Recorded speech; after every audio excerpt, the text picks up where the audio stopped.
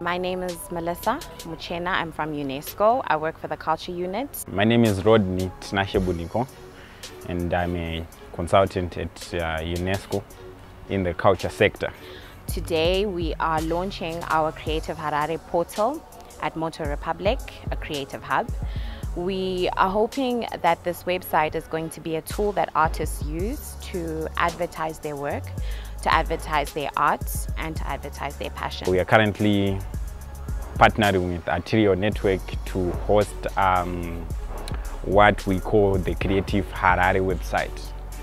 So this website is all about highlighting and showing the cultural spaces that are in Harare. A place where when one visits to Harare, they know that they are going to this place. They have to explore and look at the creative spaces that are in Harare. We have found that there isn't a lot of support for artists in Zimbabwe, and it's important for them to have a platform where they can express themselves and people can also know where to locate them. So we are hoping that Creative Harare portal will not just be another website that's on the internet, but something that our artists can use, specifically ones that are in Harare, because the portal is called Creative Harare. And we are hoping that some kind of emancipation can come from that, especially in terms of advertising, because we know that is expensive. And yeah. We have chosen Motor Republic as a venue to host to launch this portal, because it's a creative hub where cultural entrepreneurs come and be creative. Creative Harare, what are we talking about?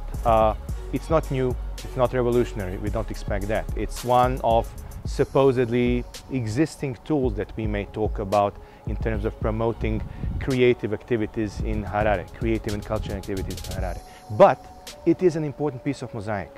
It is going to contribute to the promotion of creative and cultural interests in Harare, hopefully also we are going to do it in Bulawayo, and as a best practice probably we can see it in other parts of Africa, because our key partner, Arterial, has already thought of it. Now we know that there are a number of other partners, international, bilateral, in Zimbabwe, in some other countries. They're developing similar products.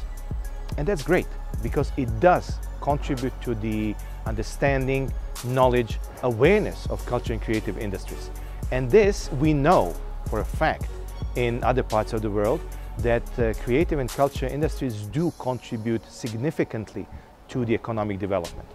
We would like to see this thing, how and when can we observe and measure this kind of impact in Harare and in Zimbabwe. I say Harare because one of the important things that we are looking at is clearly in terms of urban environments.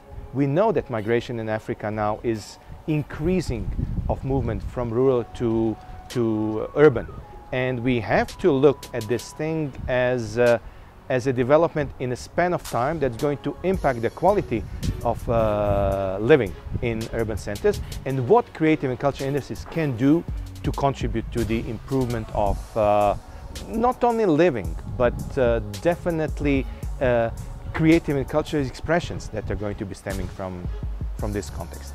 This is just a small piece in a bigger mosaic, particularly when we look as whole of Africa. This is an element that contributes on a long term on, for instance, in achieving sustainable development goals.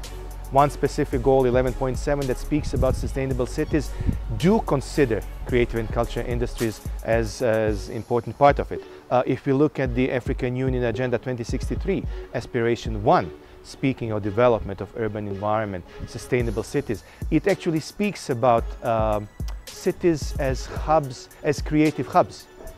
Aspiration 5 of African Union Agenda speaks about specifically about culture, creativity, heritage. So a number of elements on a global scale or continental scale where this particular activity that we are launching today, this particular platform, will contribute to the indicators they already have in this broader strategic frameworks.